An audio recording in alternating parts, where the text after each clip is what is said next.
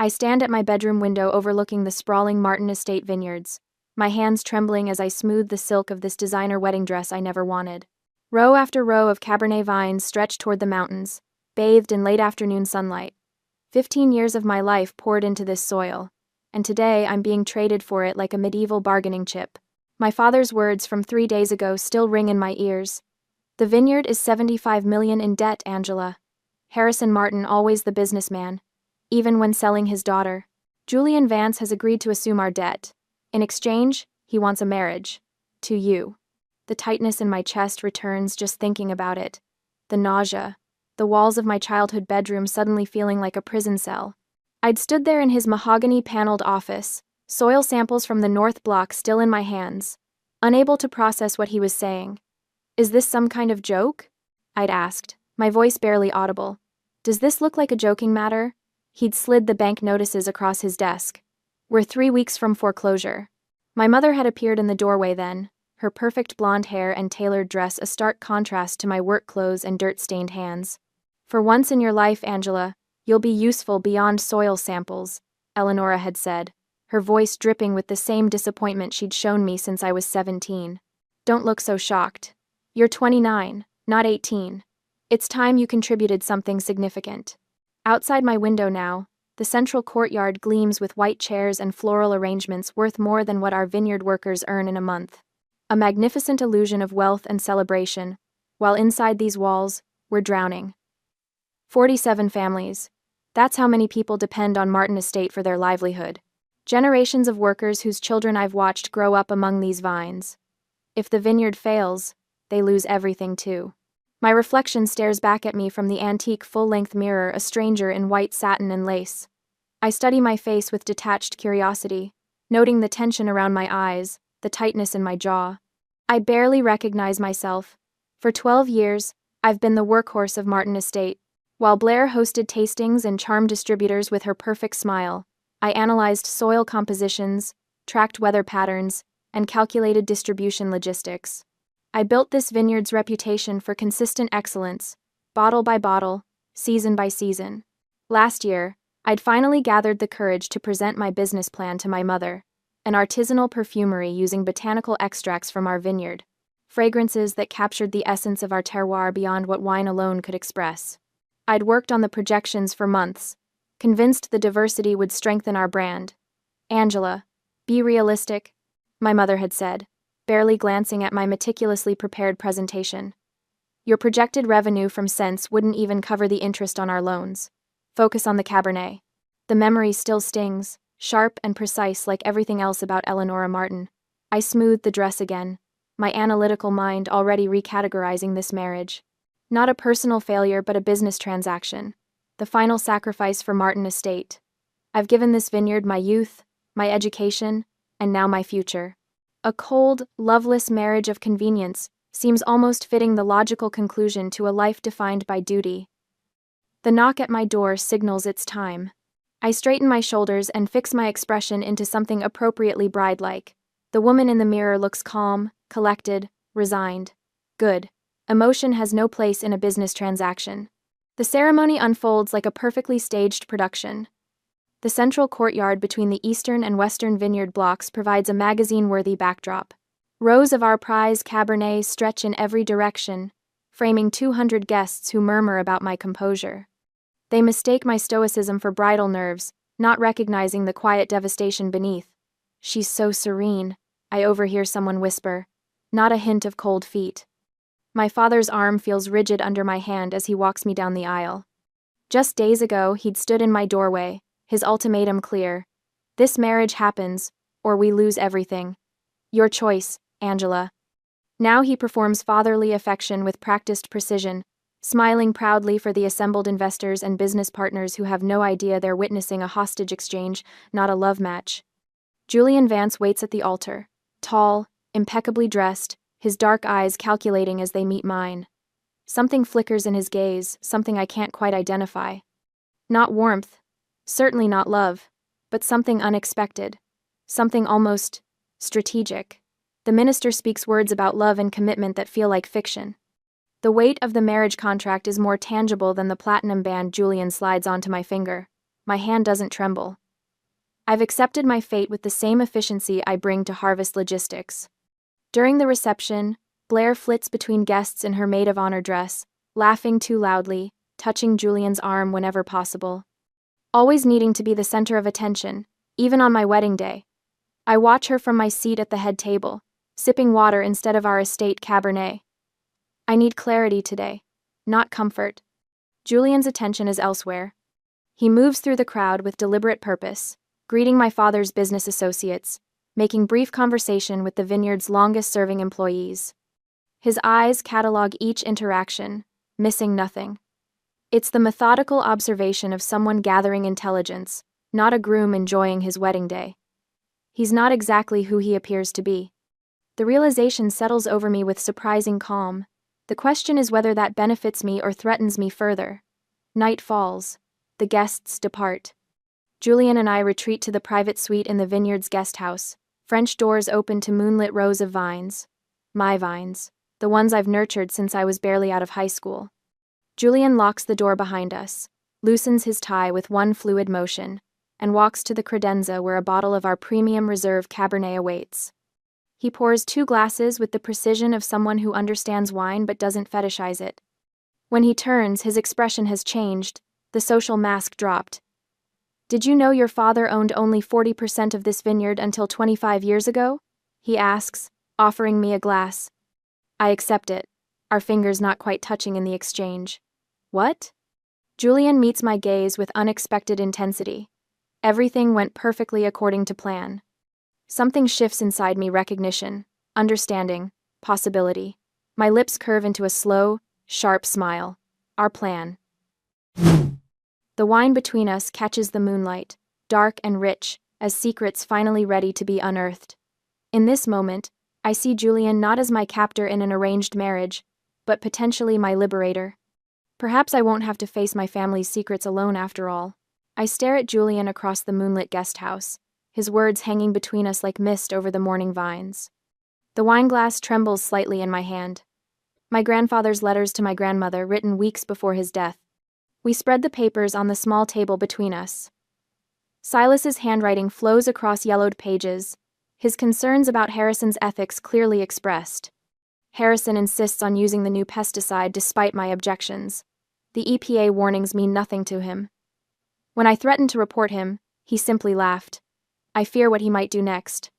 A chill crawls up my spine as I cross-reference the date with my earliest vineyard records. This matches my data. There was a dramatic shift in soil chemistry that year. I always wondered why. Julian nods grimly. My grandfather was an environmentalist before the term was fashionable. He wanted sustainable practices. Your father saw that as a threat to profits. Together, we pieced together the pattern. Harrison cutting corners, Silas objecting, suspicious equipment failures, and then the convenient accident. My father dismissed my technical expertise, just as he dismissed Silas's. I murmur, memories recontextualizing themselves in real time. I used to ask questions about Silas as a child. My parents always changed the subject. I remember my father's barely contained rage when I'd suggested reviving some of Silas's old vineyard management techniques. I'd thought it was just his usual dismissal of my ideas. Now I understand it was fear. We need evidence, not just suspicions, I say, my mind already formulating research strategies. The analytical part of me, the part that tracks rainfall patterns and soil pH with obsessive precision, shifts into investigating my father's crimes. Julian watches me, a newfound respect in his expression. You're taking this remarkably well. I'm processing. I correct him, organizing the letters chronologically. I've spent my life categorizing information. This is just one more data set to analyze. But it's more than that. Something fundamental has shifted. I'm no longer a trapped bride in an arranged marriage. I'm an investigative partner with access to the truth. This marriage isn't just financial salvation for the vineyard, I say, looking up at Julian. It's a chance for justice. A memory surfaces my father's inexplicable resistance to my perfumery interests. My father blocked every attempt I made to diversify beyond wine production. I thought it was just his narrow vision, but what if it connects to Silas's past? What if Silas had similar ideas? Julian's eyes widen slightly. It's possible. My grandfather was always experimenting with the vineyard's potential. I stand at the window, looking out over the vines that have defined my existence. They seem different now, witnesses to a history I'm only beginning to uncover. The true legacy of this vineyard isn't what my parents claim it to be, I say quietly. Julian opens another folder. According to my research, your father was deeply in debt even 25 years ago. The vineyard was failing under his management while my grandfather wanted to implement sustainable practices. That tracks with the historical yield data. I confirm, recalling patterns I'd noted in old records. There was a significant drop in quality right after Silas's death, then a gradual recovery once my father implemented cheaper methods. My grandfather threatened to sell his majority share if Harrison continued using banned pesticides. Julian's voice hardens. He'd discovered your father was cutting corners with chemicals the EPA had flagged as dangerous. The pieces align with terrible clarity. They're not cartoon villains, I say. My father feared losing everything. My mother feared losing social status. Julian slides a photocopy of a journal entry across the table. Harrison's distinctive handwriting jumps out at me. He'll destroy everything we've built. I can't allow it. S.E. My mother was always the calculating one, I add. My father provided the muscle, but she designed the strategies. They've already committed murder once, Julian says quietly, and they were willing to sacrifice their own daughter. And the next morning, I sit cross-legged on the antique Persian rug in Julian's guest house, surrounded by faded journals bound in cracked leather. Julian watches me from the armchair, his fingers steepled beneath his chin as I turn each brittle page with reverence. My grandfather's wife, my grandmother, saved everything after his death, Julian explains. These journals span decades of his work at the vineyard. The handwriting feels oddly familiar, though I've never seen it before, precise yet passionate, the penmanship of someone who valued both science and artistry. Exactly how I organize my own field notes.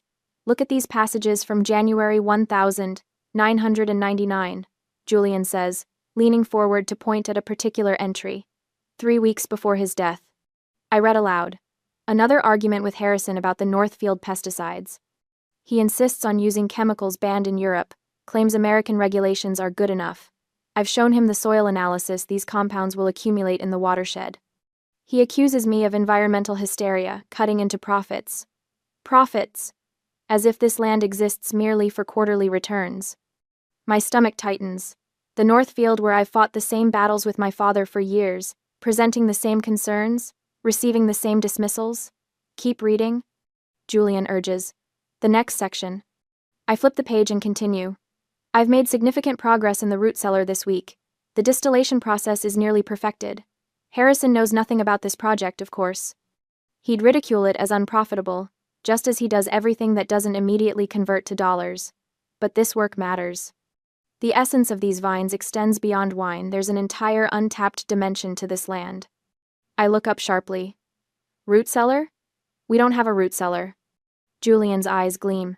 Exactly. Wait. I close the journal, my mind racing through the vineyard's topography like flipping through a mental map. If there was a root cellar, it would logically be near the original homestead. That's where they would have stored vegetables before modern refrigeration. Julian nods. Where exactly? I stand, unable to contain the nervous energy coursing through me. The southwest corner, where the oldest vines grow. It's the original plot from the 1,940 seconds before expansion. There's an overgrown section my father always claimed was too rocky for replanting. Too rocky? Or deliberately neglected? Julian stands too, his expression intent. Can you find it? Yes. The certainty in my voice surprises me. I know every inch of this property. If something's hidden there, we'll find it. Dawn breaks as we trek across the vineyard, dew dampening our pants legs. Julian carries a small shovel and flashlights. I lead us along the service roads, then off the path toward a section where ancient gnarled vines give way to overgrown brush. Dad always prohibited clearing this area. I explain, pushing aside a thicket of wild grapevines that had escaped cultivation. Said it served as a natural barrier against wind erosion. Julian examines the growth with skeptical eyes. Convenient explanation. We spend an hour searching, my confidence wavering as the morning sun climbs higher. Then Julian calls out from behind a massive oak tree that predates even the vineyard. Angela, look at this. I hurry over, ducking beneath low branches. Julian points to a subtle irregularity in the ground, a rectangular depression barely perceptible beneath years of fallen leaves and weeds. That's not natural. I whisper, dropping to my knees and brushing aside debris. My fingers find the edge of something solid, a wooden door, weathered and camouflaged by dirt and vegetation. Julian kneels beside me, and together we clear away decades of natural concealment. The wooden trapdoor, reinforced with rusted metal bands, emerges from its hiding place. Your parents tried to erase this from history, Julian says quietly, just like they tried to erase Silas. A newfound boldness surges through me. I grab the iron ring handle and pull. The door resists, then yields with a groan of protest. Stale air rushes up from the darkness below. I'll go first, I say, surprising myself with the authority in my voice. Julian hands me a flashlight without argument, a small acknowledgement that shifts something between us. The wooden stairs creak under my weight as I descend into cool darkness. Julian follows close behind, his breathing steady in the confined space. At the bottom, I sweep my flashlight beam across the room and gasp. This isn't a root cellar for storing vegetables. It's a laboratory. Antique glass distillation equipment lines wooden shelves, alembics, retorts, and condensers arranged with scientific precision. A workbench stretches along one wall, covered in dusty journals and small glass vials with faded labels. Dried botanical specimens hang from the ceiling rafters, lavender, rosemary, and grape leaves suspended in time. This isn't a wine lab, I whisper, my voice catching as realization dawns. It's a perfumery workshop. Julian's flashlight joins mine, illuminating the space more fully. Silas was creating fragrances? My hands shake as I open one of the notebooks on the workbench. Inside are meticulously documented formulas, extraction methods, fixative ratios, aromatic compounds, all derived from vineyard botanicals. All exactly like the perfumery business I'd envisioned. These formulas, my voice breaks, they're exactly what I've been experimenting with. Essential oil extractions from the native herbs, complementary notes from the grape varieties themselves. Julian watches me with quiet intensity as I uncover small glass vials, their contents dried but still faintly fragrant. Labels in Silas's precise handwriting date back 25 years. He saw it too. I whisper, emotion threatening to overwhelm me. The potential beyond wine, the essence of this land captured in scent. You're more his heir than anyone in your family, Julian says, his hand finding my shoulder. The truth of his words shakes something loose inside me. All these years believing my passion for botanical perfumery was impractical, frivolous, all these years having my ideas dismissed by my parents as unprofitable distractions. They didn't just steal his life, I say, surprising myself with the force in my voice. They stole his vision. Julian nods, understanding the weight of this discovery, and now we've found it. I run my fingers along the spines of leather-bound journals, feeling a connection to Silas Croft that transcends the decades between us. This hidden space, this testament to creative vision beyond mere profit, feels more like home than the main house ever has. This will be our meeting place, I decide, a new confidence straightening my spine, away from my parents' watchful eyes. For the first time since our wedding, I feel something beyond resignation. This isn't just evidence of my parents' deception, it's validation of my own suppressed dreams. Silas Croft had seen the same potential in these vines that I do, and Julian, his grandson, now stands beside me as we reclaim that vision from the darkness. As we climb back into the sunlight, carefully concealing the entrance behind us, I feel the power balance shift. My parents may still control the vineyard above ground, but beneath the surface, Silas's legacy, and now, my future has begun to take root. I spread the yellowed newspaper clippings across my bedroom floor, arranging them in chronological order. Silas Croft's accident merited exactly 3 articles in the local paper, the initial report, a follow-up describing mechanical failure, and a brief obituary praising his contributions to Napa Valley viticulture. Not a single journalist had questioned the convenient timing or suspicious circumstances. The tractor maintenance logs are forgeries, Julian says, his voice low despite our being alone in my private wing. The signatures don't match the other maintenance records from that quarter. Since discovering Silas's hidden laboratory 3 weeks ago, we've shifted from emotional revelations to cold, methodical investigation. The euphoria of finding the perfumery workshop, that unexpected validation of my own suppressed passions, has given way to something more dangerous, a deliberate campaign to expose my parents' crimes. How far would they go to protect themselves? I ask, studying a bank statement showing the vineyard's dire financial position just before Silas's death. They murdered your grandfather over threatened divestment. If they realize we know.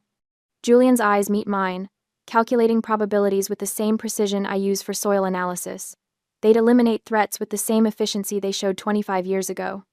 We need to assume they're capable of anything. I nod, accepting this brutal reality without emotion.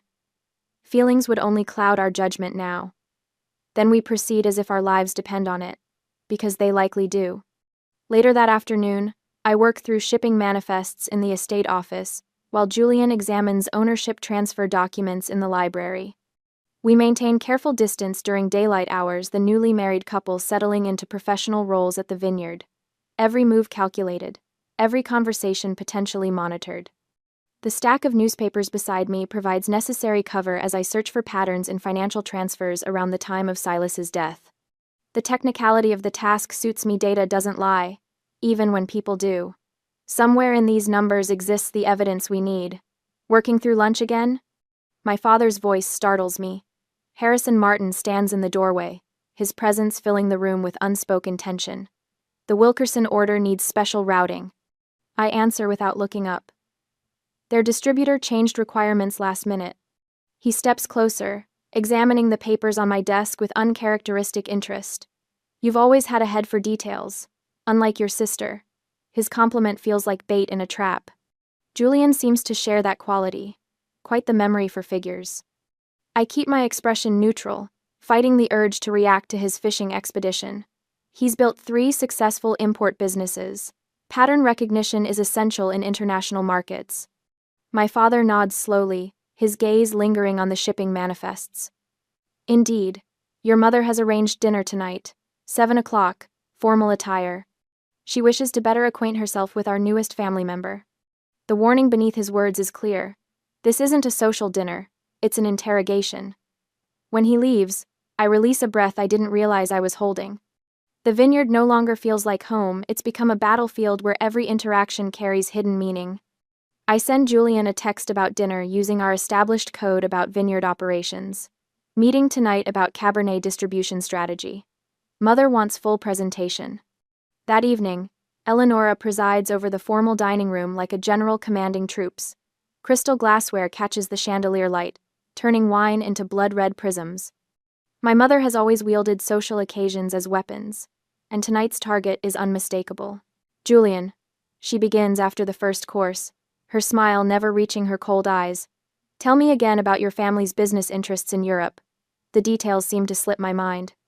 I watch him navigate her interrogation with practiced ease, maintaining the cover story while revealing nothing of substance. Every shared glance between us carries risk. We've become partners in a high-stakes performance where the slightest misstep could expose everything. Your accent has such interesting inflections, my mother continues, refilling his wineglass herself. Where exactly did you say you spent your formative years? Boarding school in Switzerland, university in London, then business development across continental Europe. Julian answers, his tone casual yet precise. One picks up linguistic oddities along the way. My father watches Julian's every response, analyzing for inconsistencies while my mother leads the verbal assault. I recognize their strategy. It's the same divide and conquer approach they've used in business negotiations for decades. Angela tells me you've taken an interest in our historical production records. Harrison interjects, curious area of focus for someone new to viniculture. Julian meets his gaze without hesitation. Understanding your past successes provides context for future growth strategies. Angela's institutional knowledge has been invaluable. Beneath the table, my hands clench into fists, the only outward sign of the tension coursing through me. This isn't just about protecting our investigation, it's about building a foundation for something bigger than personal vindication. Every defensive maneuver tonight strengthens our position for the confrontation to come. 3 days later, Julian and I huddle over ancient vineyard maps, spread across a rarely used office in the storage building. The original property surveys might reveal where other structures existed before my parents' extensive renovations. If Silas had hidden anything else besides the perfumery laboratory, these maps would show it. "Look at this," Julian whispers, pointing to a small structure marked near the eastern property line. "This building doesn't appear on any current maps." The sudden click of heels against concrete freezes us both. Blair appears in the doorway, her expression curious. "What are you two so interested in? These are ancient history." She steps closer, peering at the faded documents. I force a casual smile. "Just showing Julian how the property has evolved. Dad's expansion in the early 2000s nearly doubled our production capacity." Blair's eyes narrow slightly, her attention shifting between us. "Mother's been asking where you disappear to during the afternoons. Should I tell her you're playing historian?" The implied threat hangs between us. Blair has always been our mother's unwitting spy, trading information for approval. After she leaves, Julian and I exchange grim looks. "We need to be more careful," I whisper. "My mother misses nothing." The pressure forces us closer together, no longer just allies against my parents, but partners against a threat that grows more dangerous by the day. What began as an arranged marriage has transformed into something neither of us anticipated, a bond forged in shared danger and common purpose. Tonight, I checked my watch for the third time. The harvest tasting gala buzzes with excitement behind me, but my focus remains on the oak-paneled door to Harrison's office. Vineyard investors in tailored suits and summer dresses mingle through the central courtyard, sampling our latest vintages and admiring the sunset over the Cabernet blocks.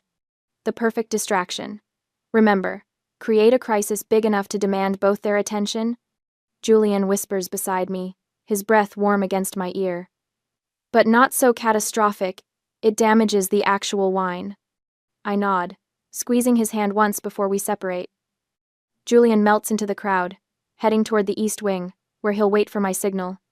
My pulse quickens as I approach Kyle, our head fermentation specialist. "Kyle, I need your help with something urgent," I say, my voice practiced and even. "I think we have a temperature fluctuation in Tank 7. Kyle's eyes widen. "Tank 7 houses, our premium reserve, the batch my father showcases to potential investors." "How bad?" Bad enough that we need my father and mother. Now." 5 minutes later, Harrison and Eleonora storm into the fermentation room, their faces tight with barely concealed panic. My father's bow tie sits slightly askew from his hasty exit from the gala. "What do you mean potentially compromised?" my father demands, his voice echoing against the stainless steel tanks. I launch into a detailed explanation of acidity levels and bacterial concerns, drawing on 12 years of vineyard expertise to craft a problem complex enough to hold their attention. My mother's eyes narrow, her gaze cutting through my technical jargon. "And this couldn't wait until after the gala?" Eleonora asks, her voice sharp. "Would you prefer I let $50,000 of premium Cabernet turn to vinegar while you charm the Hendersons?" I counter, matching her tone. The subtle vibration of my phone signals Julian has reached Harrison's office. Now I need to keep them occupied for at least 15 minutes. We need to test every tank in this series. I insist, pointing to the row of gleaming steel cylinders. "If this is systemic, we could lose the entire vintage." Harrison pales. Even Eleonora can't argue with that catastrophic possibility. Inside my father's office, Julian works quickly. His heart hammers against his ribs as he eases open the filing cabinet behind Harrison's imposing desk. The lock had yielded easily to the techniques he'd learned in his decade-long preparation for this moment. Restructuring 1999. Julian whispers, finding the dusty folder tucked behind more recent financial records. The year of his grandfather's death. He flips through the contents, his phone camera capturing each damning piece of evidence. Harrison's emails coordinating pesticide purchases that violated California regulations. Maintenance logs for the tractor that had supposedly failed dated weeks before the accident. Eleonora's correspondence with an unmarked laboratory that had falsified soil reports to hide chemical contamination. His hands tremble when he uncovers the share transfer documents. The signatures clearly forged, backdated to make it appear Silas had willingly sold his 60% stake in the vineyard before his death. "My God."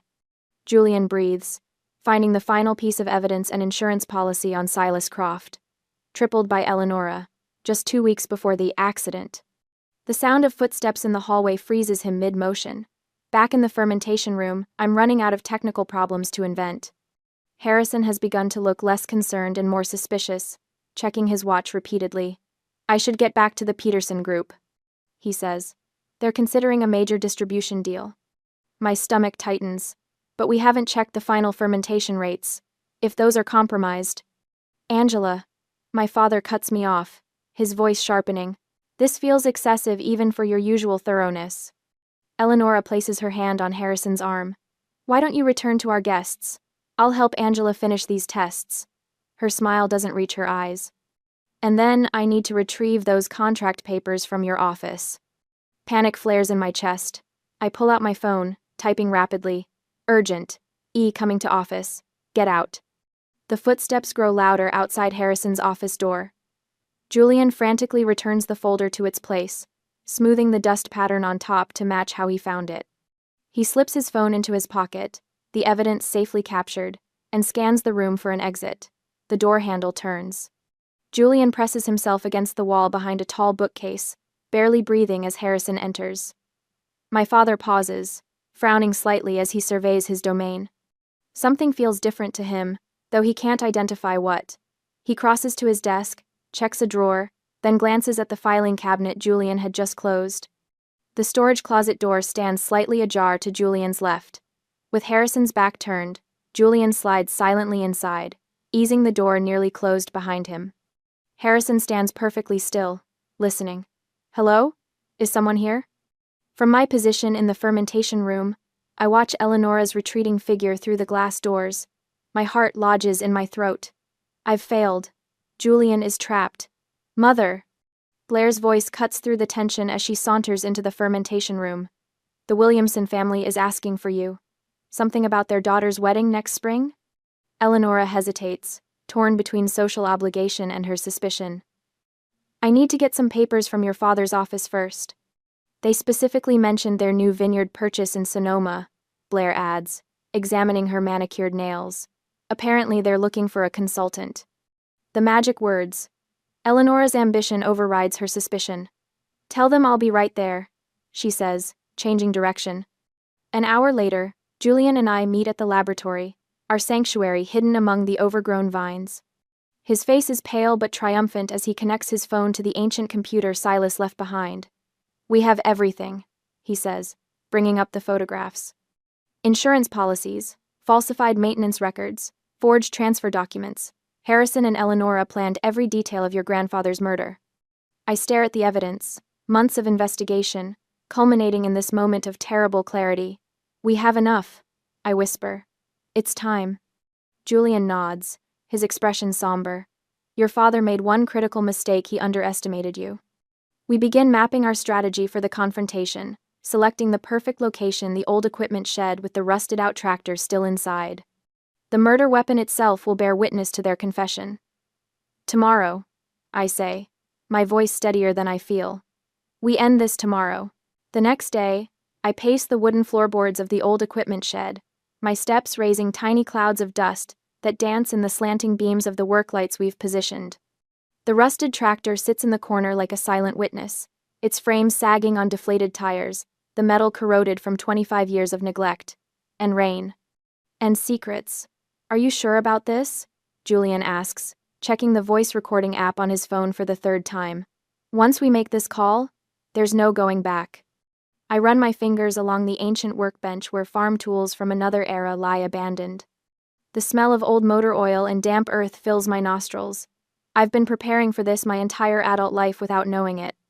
I'd made the call, my voice deliberately panicked as I told my father about seeing someone lurking around the equipment shed, the same shed where Silas Croft took his last breath 25 years ago. Julian positions himself beside the tractor, ensuring the harsh work light illuminates the undercarriage where the cut brake lines remain visible after all these years. The evidence preserved by neglect and isolation. Your father didn't want to come, Julian says, sliding his phone into his jacket pocket. He suggested calling security. But my mother insisted they handle it personally, I reply, knowing Eleonora would never risk outside eyes on anything potentially damaging to the family image. Quietly. The strategic preparation of the past 2 months culminates tonight. Every document Julian photographed from Harrison's office, every maintenance log we found with falsified dates, every piece of evidence meticulously gathered, all leading to this moment. I close my eyes briefly, feeling the weight of what we're about to do. We're deliberately luring my potentially murderous parents to a remote corner of the property with no witnesses. The same people who staged an accident to gain control of a vineyard worth millions. Headlights sweep across the small, grimy window, illuminating dust particles in the air. Car doors slam outside. Julian gives me a quick nod and slips his hand into his pocket, activating the recording app. The door creaks open, and my mother enters first, her designer boots entirely inappropriate for the muddy path leading to the shed. Her eyes narrow as she takes in the scene, her daughter standing beside Julian Vance in this forgotten corner of the Martin estate. "What is this, Angela?" "What?" Eleonora demands, eyes darting suspiciously around the dimly lit space. "Your call sounded urgent." My father pushes in behind her, his face darkening when he spots Julian. "Julian!" Harrison roars, his voice bouncing off the metal walls. "How dare you bring us out here? What game are you playing?" I step forward, planting myself firmly between my parents and Julian. "This isn't a game. It's about Silas Croft." The name drops into the space between us like a stone in still water. I watch ripples of reaction cross my parents' faces, my father's momentary freeze, my mother's almost imperceptible flinch. "Who?" My father recovers quickly, his voice a careful neutral. Julian emerges from behind me, his presence steady and calm. "My grandfather. Your business partner. The man who owned 60% of this vineyard until his convenient accident 25 years ago." I see recognition dawn in my father's eyes, quickly masked by practiced indignation. "That's absurd. You're Julian Vance. Your family." "Is the Croft family?" Julian interrupts. "I changed my name years ago to investigate my grandfather's death without alerting you." My mother's posture shifts subtly, shoulders squaring as she calculates this new information. "I don't know what nonsense you've been filling Angela's head with, but Silas Croft died in a tragic accident. Ancient history." Julian pulls out his phone and begins to scroll through photos. "Interesting history, actually. Like this email you sent tripling Silas's life insurance policy just 2 weeks before his death." He holds up the screen, showing the incriminating document. "Or these falsified maintenance logs for the tractor." My father steps forward, his face reddening. "You broke into my office. Those are private business records." "Just like these backdated share transfers?" I ask, pulling out copies of the documents we found. "The ones that mysteriously transferred Silas's 60% ownership to you the day after his death?" Harrison's face pales. "Those are legitimate business transactions. You have no idea what you're talking about." "Then explain why the notary signature is dated 3 days after the notary in question had a stroke and was hospitalized." Julian counters, his voice steady. "We checked, Harrison. Every document, every signature, every date." My mother's calculating gaze shifts from Julian to me. "Angela, whatever this man has told you." "He told me nothing," I interrupt. "I found it myself. The soil reports you falsified to cover up the banned pesticides Silas opposed. The insurance payout that saved the vineyard from bankruptcy.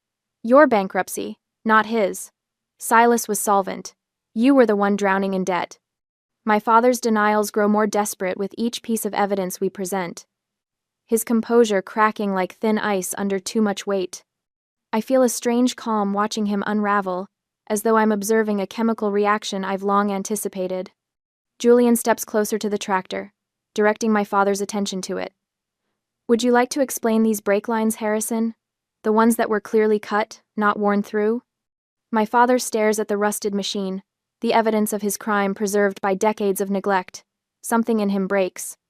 His shoulders slump, and the mask of righteous indignation slips away. "He would have bankrupted us," Harrison confesses, his voice cracking. "He wanted to switch to organic methods that would have cost millions we didn't have. He was going to sell his shares to that corporate conglomerate from Chicago." "You cut the brakes," Julian says. Not a question, but a confirmation. My father doesn't deny it. His silence is damning.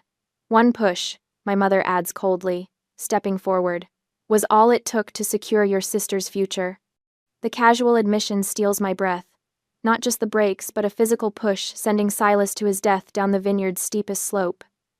"Thank you," Julian says, pulling his phone from his pocket, the screen showing the active recording. That's exactly what we needed to hear. My mother's calculating eyes turn to pure hatred as she realizes they've been recorded. Her gaze locks onto me with such venom I instinctively step back. "You stupid, ungrateful girl."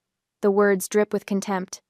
Harrison lunges toward Julian, but I move between them, blocking his path. "It's over, father, get out."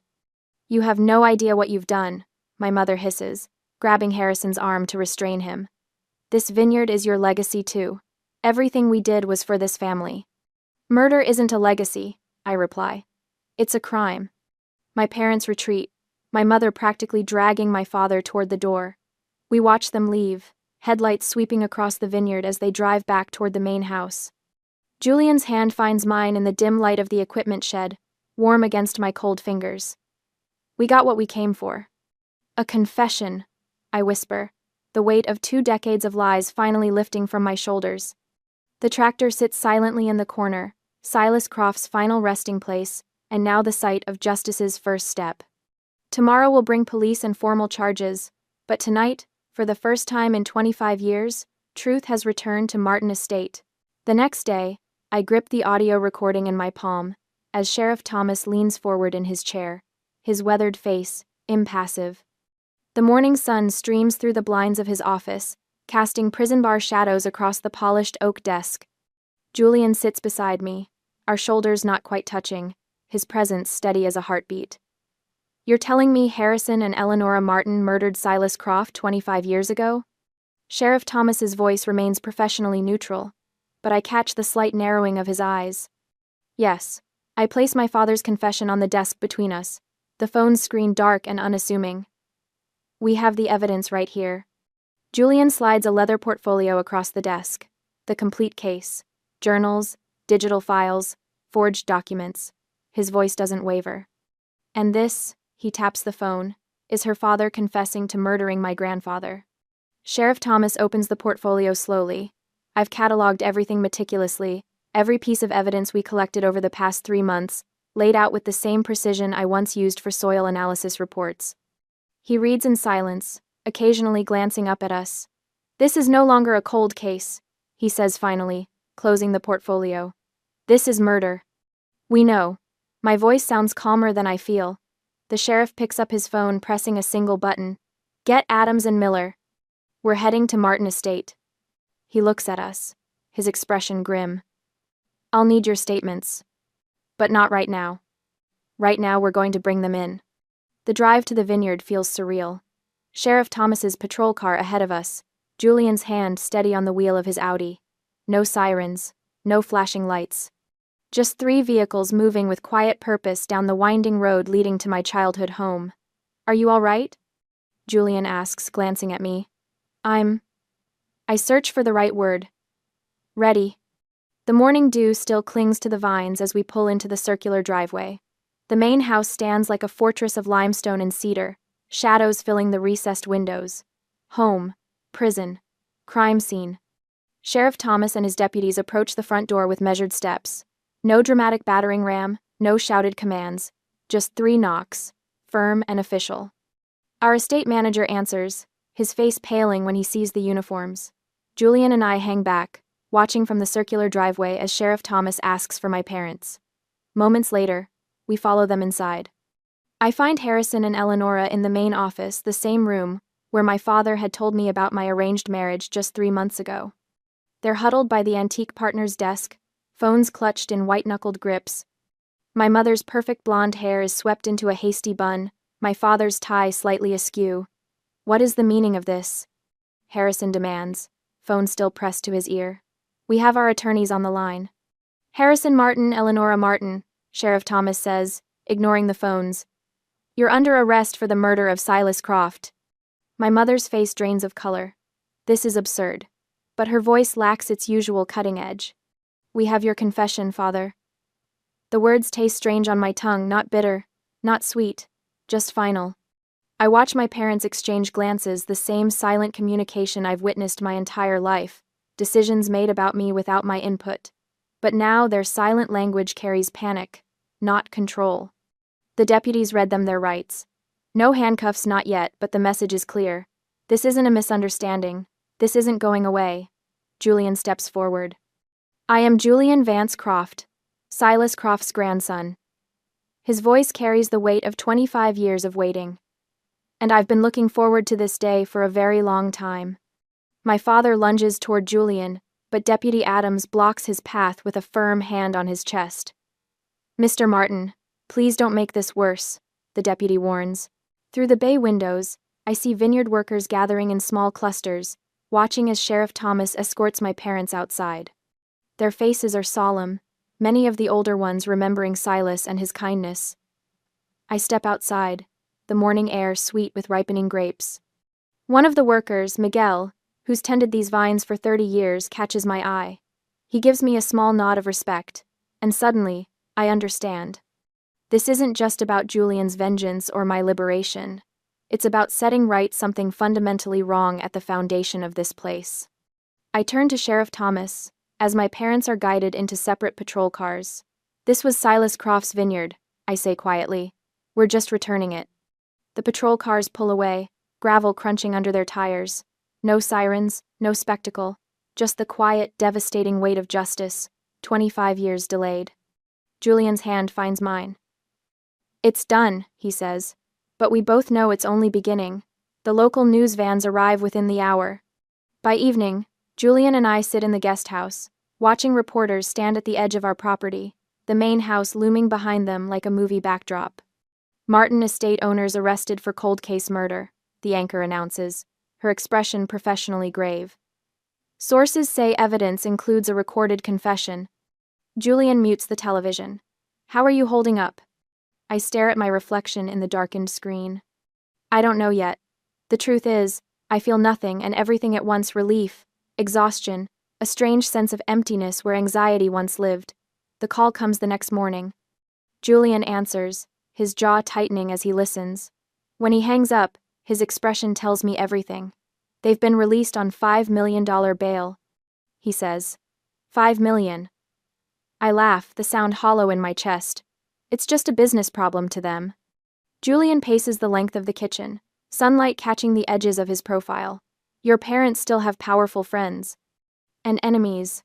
I stand, my hands steady despite the turmoil inside. People who've been waiting for them to fall. The reality settles between us. Harrison and Eleanora Martin are cornered, but they're not defeated. Not yet. They still have resources, connections, options. Julian stops pacing, turning to me. My grandfather can't rest until they're truly finished. Something in his voice draws me closer. 3 months ago, we were strangers joined in a business arrangement. Now we're partners against a clear and present danger bound by something deeper than convenience or revenge. We'll see this through. I promise. Together. 2 days later, we're in the living room of the guest house. Papers spread across the coffee table, trial preparations, witness statements, financial documents tracing the ownership transfer after Silas's death. Julian is on the phone with his attorney when a car pulls into the driveway. I peer through the blinds and feel my blood freeze. Julian, I whisper. It's my mother. He ends the call immediately, moving to stand beside me. Through the slats of the blinds, we watch Eleanora Martin step from her Mercedes. She's alone, dressed impeccably in a navy suit that makes her look more corporate executive than accused murderer. In her hands, she carries a single bottle of wine. But what is she doing? I breathe. Nothing good. Julian's voice is tight. Let me handle this. No. I place my hand on his arm. We face her together. The doorbell chimes, the sound incongruously cheerful. Julian nods once, and I open the door. Angela, darling. My mother's smile is perfect, practiced, chilling. May I come in? I step aside wordlessly. Eleanora glides into the living room as if she owns it, her gaze sliding over our scattered papers before landing on Julian. A peace offering. She holds up the bottle, one of our rarest vintages, a 1994 Cabernet Sauvignon worth thousands. While we sort this mess out. There's nothing to sort out, Julian says. The evidence speaks for itself. Evidence can be interpreted many ways. My mother's voice is silk over steel. Juries can be unpredictable. End quote. She places the bottle on the coffee table and reaches for the corkscrew on the side table. Let's have a civilized conversation. The three of us. I watch her hands elegant, manicured, and steady as she uncorks the bottle with practiced ease. The same hands that helped orchestrate Silas's death, that tripled his insurance policy 2 weeks before his accident. One glass. She smiles, maternal and predatory at once. I sit in the courthouse, my hands steady as Judge Ellison reads the sentence. 30 years. No parole. The words echo through the wood-paneled chamber as Harrison and Eleonora Martin, my parents, stand rigid in matching Navy suits. The evidence in this case is overwhelming, Judge Ellison says, peering over her glasses. A staged accident, falsified documents, and most damning of all, a recorded confession, followed by an attempted murder of a witness. I don't feel the vindication I expected, just a peculiar weightlessness, like something long carried has finally been set down. Beside me, Julian's hand finds mine, warm and steady. The trial itself was a formality after Julian's recording captured my father's damning words. He would have bankrupted us. The digital evidence, the forged ownership documents, the cut brake lines on Silas's tractor, all of it formed an airtight case. But it was the poisoning attempt, Eleonora's desperate final move, that sealed their fate beyond any possibility of leniency. 3 days later, Sheriff Thomas calls with news I should have anticipated. Blair's gone, he says, his voice crackling over the speaker. Liquidated $3.5 million from an offshore account your parents had hidden. Last seen boarding a private jet to Dubai. Julian looks up from his coffee. She was never going to stay and face the music. No. I agree. Blair was always the escape artist. My sister, who spent her life as the celebrated face of Martin Estate, while I worked in the soil, has abandoned the family legacy without hesitation, just as I once feared doing myself. The transformation still stuns me some mornings. I wake in the master bedroom, no longer relegated to the modest wing, and marvel at how peaceful my sleep has become. No more twisting dreams of disappointing my parents. No more waking to immediate criticism about vineyard operations or distribution plans. Julian has been my constant through it all. From the courthouse steps to the employee meetings where nervous faces sought reassurance, he stood beside me without overshadowing. Our partnership has evolved beyond the revenge that first united us, becoming something neither of us anticipated on our wedding day. The Beckman Vineyard sent over 2 of their best field workers to help with the West Block harvest. Julian mentions one evening, reviewing emails, and the Collier family offered equipment loans if we need them. The community response surprises me daily. Neighboring vineyards reach out with support. Employees who've been with Martin Estate for decades express relief and renewed loyalty now that the truth is known. Last week, Judge Ellison made it official. I am the rightful heir to Martin Estate. The irony doesn't escape me. My parents' attempt to control me through marriage ultimately led to their downfall and my inheritance of everything they valued. 3 months after the trial, Julian and I walk through the vineyard at sunset. The light paints the Cabernet vines gold and crimson, a stark contrast to the coldness of our wedding day. Where I once walked with resignation, I now move with purpose. Where isolation once pressed around me, partnership now sustains me. I've been thinking, I say, stopping to examine a cluster of grapes. This place was built on blood. I don't want that legacy. Julian doesn't react with surprise or protest. He simply waits for me to continue, respecting my judgment in a way my parents never did. I want to liquidate the entire Martin estate. I say, return 60% to the Croft family trust, what should have been yours all along.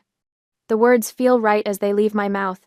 No second guessing, no wondering if this decision will earn approval. It simply needs to be done. And the remaining 40? Julian asks. The Silas Croft Foundation for Sustainable Agriculture, I reply.